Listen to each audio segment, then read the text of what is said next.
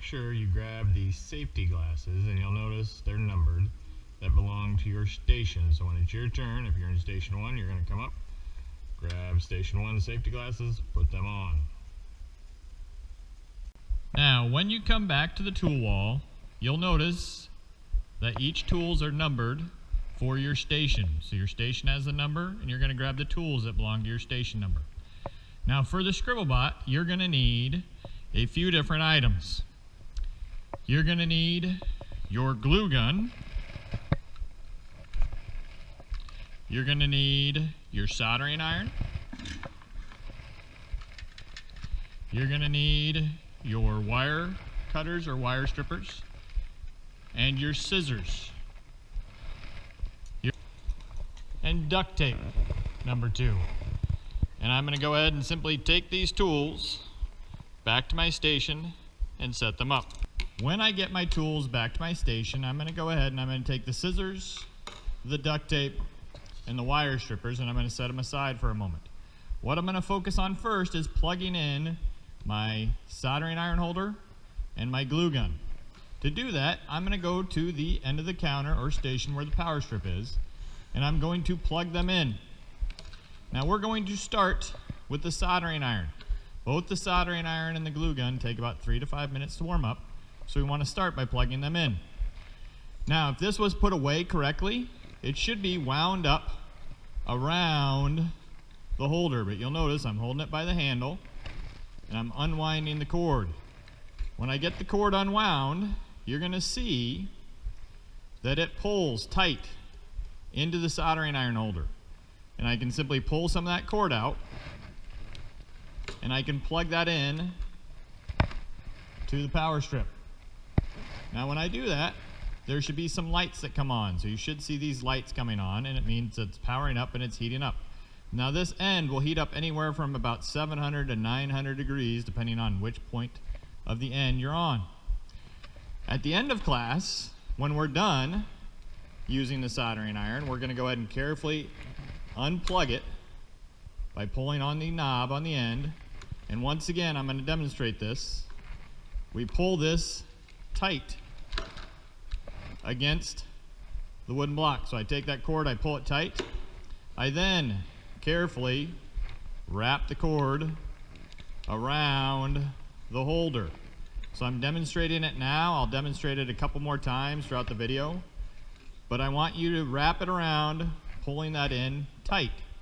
We're going to go ahead and unwind it one more time here. And we're going to plug it back in so it's heating up. But so I want to make sure you know how to put it away and how you get it out. Now the next thing we're going to do is we're going to take the glue gun and we're going to plug it in. Now once again, the glue gun, the cord's been wrapped around the middle here. I unwind the cord, making sure I'm careful not to touch the end, because if it was being used the previous class period, it could be hot. But this part melts the glue. This one, I'm going to simply go ahead, plug in, and it will start heating up. I know the power strip's on because I saw the lights on the soldering iron. Once again, at the end of class, I unplug by pulling on the actual plug, and I wrap the cord around the middle, being careful not to touch the hot end.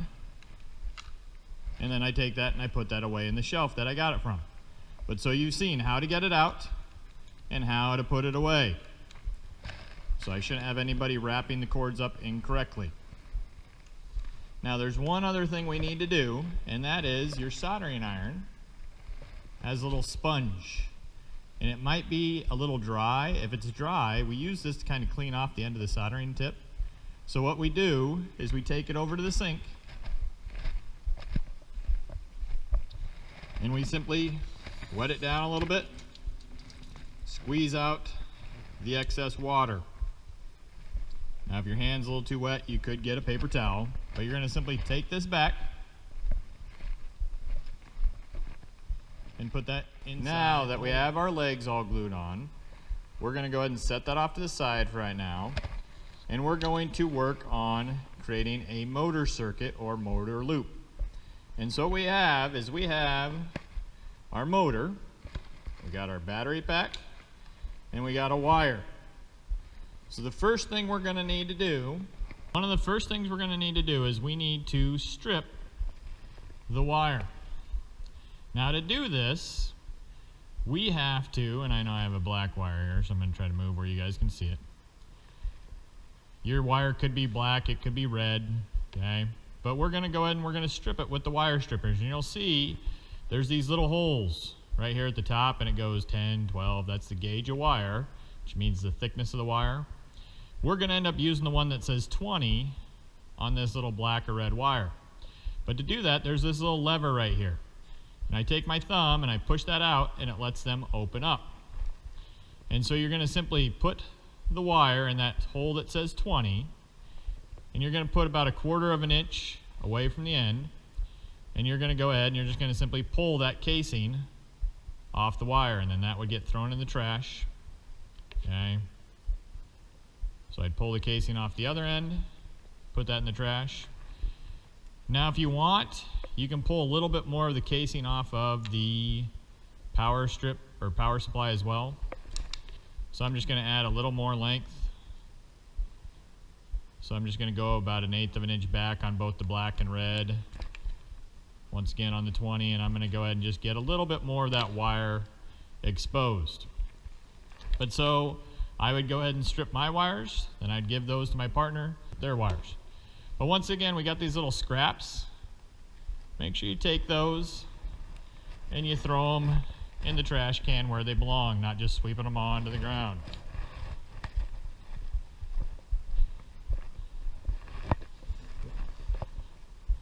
Once you have those stripped though, you're going to go ahead and you're going to create a circuit. And what you're going to notice is there's these little tiny holes down here in your battery pack, or down here on your motor. And if you want, you can kind of lift those tabs up a little bit. But we need to connect one side of the battery pack, doesn't matter which side, to one side of the motor. And I'm just going to simply push it through that little hole, and then I'm going to bend and make a little hook. So it's now kind of hanging on the motor. I'm then going to take the other end, and you have your switch. And when you look at your switch, you're going to see there's these little tiny tabs. So when I look at the switch, there's these little tiny tabs right here, and there's 2 holes, right? And right now the switch is on top of those holes, which means it's on.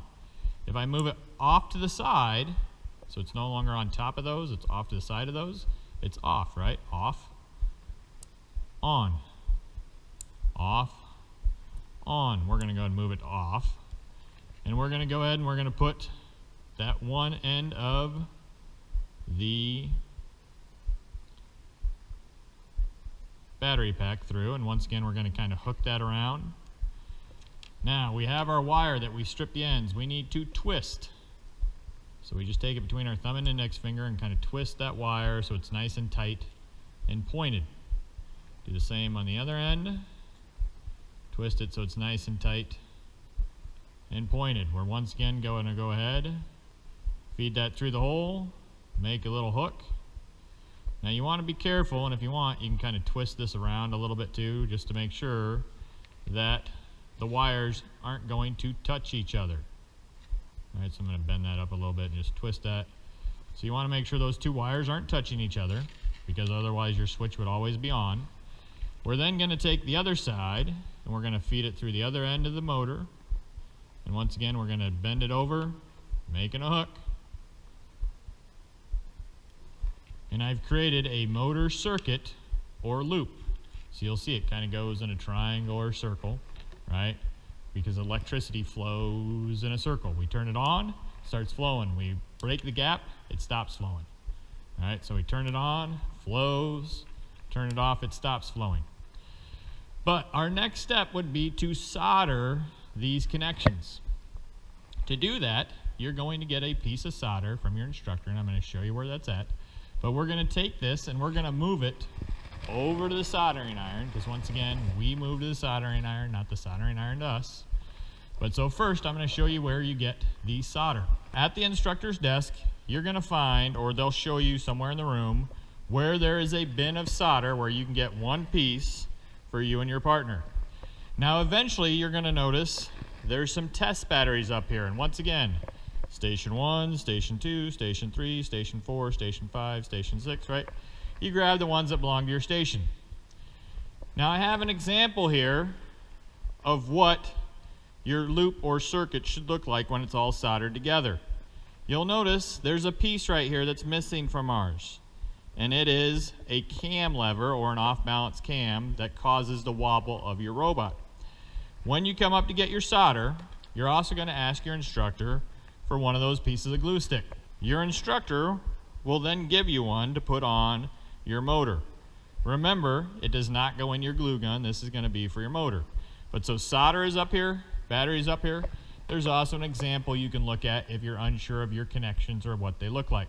One of the things to keep in mind when it comes to solder, there's going to be some of you that are like, oh, I'm the Incredible Hulk, I'm so strong, I can bend metal, right? And you're going to think, ooh, shiny. There's some people that just can't handle not playing with something shiny or trying to steal it. If I look at the bottom of the soldering, it says, warning, contains lead, toxic if ingested or fumes inhaled. Wash hands after using and before eating / smoking or drinking. Toxic, right? So this stuff is poisonous. It's fine for the amount that we're going to be using, but you don't want to be eating food while you're using it. When you're done, you want to go to the sink and wash your hands. Move over to the soldering iron, and if I need to, I can always move the glue gun to the other side, move the soldering iron to this side. Now, sometimes that tip, as I said, might need to be cleaned off. You're also going to notice up by the sink, there is some sandpaper. If you need to, you can take some sandpaper, and I kind of keep it at a low angle, and you can clean off that tip. Right? Especially if it's been being used all day, it might be kind of corroded. And we just want to clean what's called the flux off the end of that tip. But I would simply take that sandpaper, put it back up on the pile by the sink when I'm all said and done. But we have our little cam. The first thing we want to do is we want to push this onto the end of our motor. So what you do is you go ahead and you stand up and you kind of lean in, and we don't want this centered, we want it off balance. So off to one side, I'm going to go ahead and I'm going to lean in to that glue stick. And I spin that around. That's going to help kind of keep that weight on there. I'm going to start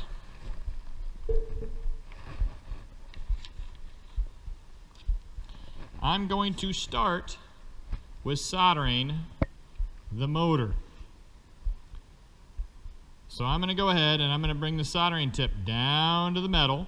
So I'm actually touching the brass tab. I bring the solder in and it's going to melt. And if it kind of goes off to the side, I can scoop it up.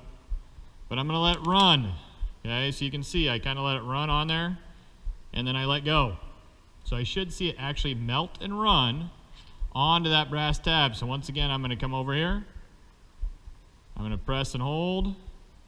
1 1000, 2 1000, let it kind of run and bond to that brass tab. If it would get onto the metal, so you'll notice there's the metal body frame. You don't want your solder touching that metal body frame, because if it does, it can short the motor out and it just doesn't turn on. Okay, so you want to make sure that connection is nice and solid, but that it's off the metal frame. Right, so that's why I have the glue stick on and I'm soldering on this side. Now when it comes to your switch, it can be a little tricky sometimes with the wires. You can see it kind of wants to bend around. Remember, you can always bend those wires. The other thing I like to do is you can either have your partner help you, or I like to take the wire strippers and just lay it right across the top of that so it stops moving on you. But once again, you're going to do the same thing. I'm going to come down here to this little brass tab. I'm going to hold it right up against it. I'm going to bring the solder in, let it melt a little bit. I'm going to go 1 1000, 2 1000, really letting it bond and run.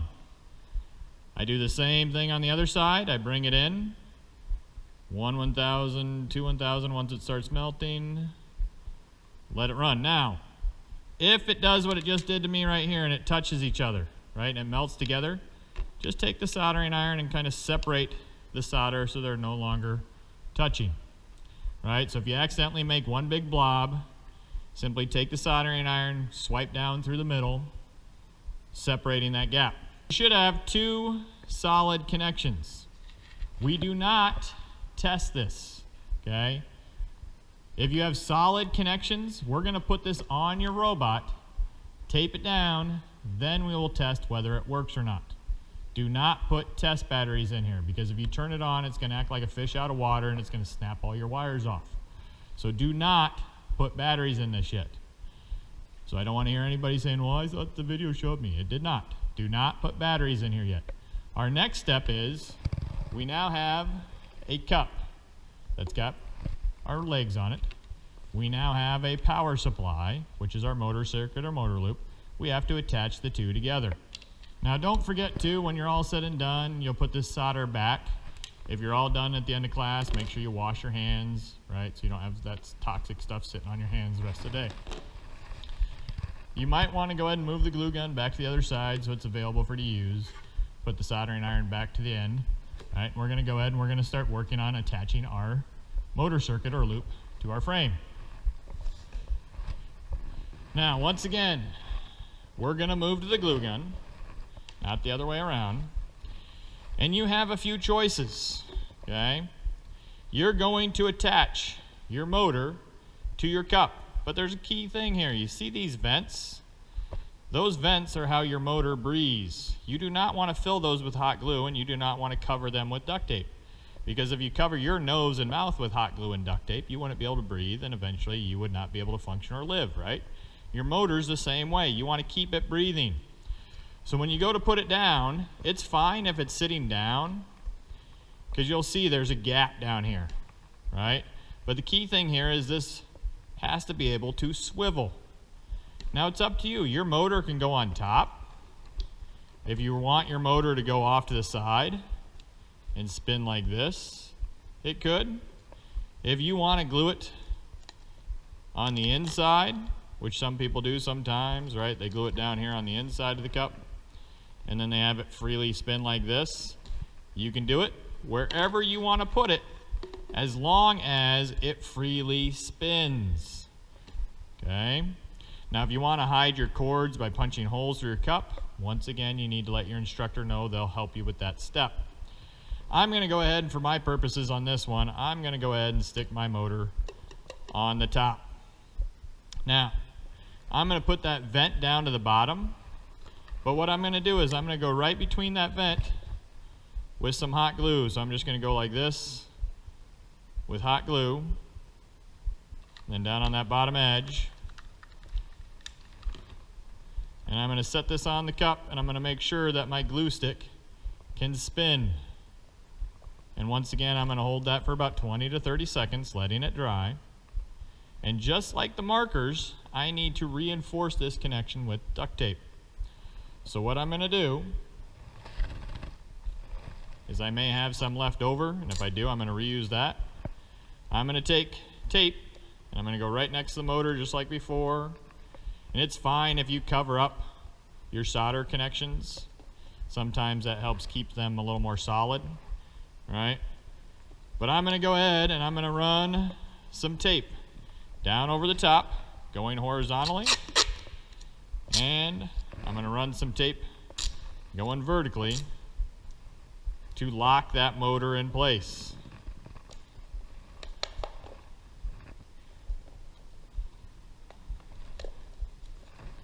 So I'm going to go ahead and I'm going to tape that motor down so it can't flop around on me and break. Now I'm going to do the same thing with the battery pack. Sometimes people put it inside, right, using hot glue. Just remember, you have to be able to get the batteries out of here, okay? Sometimes people forget about the fact that they need to remove these batteries. I'm going to go ahead and put mine on the outside of the cup, simply over here. So I'm going to go ahead, I'm going to run a little glue along the cup, or you could run it along the battery pack. And I'm just going to simply glue it in back over here by this marker. If you want, you could always come back, put a little glue on the side, because I can't really tape this one in as much, right? So I got to depend a little bit more on the hot glue on this one. But I want to make sure my hot glue doesn't interfere with my battery pack. But once again, I'm going to go ahead and hold that for about 20 to 30 seconds, letting it dry. You then have your switch. Once again, if I wanted it to go inside the cup, you could poke some holes, but once again, your instructor would help you with that. But it's super easy just to simply glue the switch onto the side of the cup so that I can turn it on and off. The key here, though, is making sure you don't squeeze any glue inside the ends of the switch. Just put it along the side, because if you put glue in the switch, it tends to not work very well. But I'm going to go ahead, I'm going to put a little bit of glue on the outside edge of the switch. I'm then going to go ahead, put it down here on the side of my cup. And once again, I would hold for about 20 to 30 seconds. Now with the switch and these wires, if you want to use a little duct tape to hold them down, you're more than welcome to. Once again, I'm going to use speed, tear some little strips. I'm going to go ahead and I'm going to put a little tape horizontally and vertically along the switch, just holding it in place. Once I've done that, I should have where I can simply switch my switch on and off. Now, our next step, and I'm going to look, going up on mine is off, down is on, down is off. So our next step is to go ahead and try some test batteries in it to make sure it works before we go to decorate it. Once it's working, we're going to go ahead and decorate it, which you'll still need the glue gun for, so make sure you keep that plugged in. But so once again, back at my desk where you saw the test batteries, you're going to grab them. Now, make sure you notice there's going to be a positive sign and negative sign. The bump is your positive. So you're going to put your test batteries in, making sure you have them in the correct direction. You then can go ahead and turn it on and test to see if it works. Now, you've covered up a lot of its ability to breathe, so you don't want to run a Scribble Bot for more than about 30 to 40 seconds at a time. You also don't want to run the test batteries dead because your partner needs them. So if it's working, you're going to simply go ahead, pop the batteries out, let your partner test them. If your partner's done testing them and you're on to decorating, you're going to go ahead and put these batteries away for now, because you'll get real batteries that you would get for paying your lab fee when you go to take this home. And at the end of class, when it's cleanup time, you and your partner are going to put your Scribble Bots and any of your other pieces in the bin. So if it's the start of class and you haven't gotten anything done, you're going to put these in, but you're going to trade your Lego bin for a blue bin, and you will go ahead and keep this underneath your desk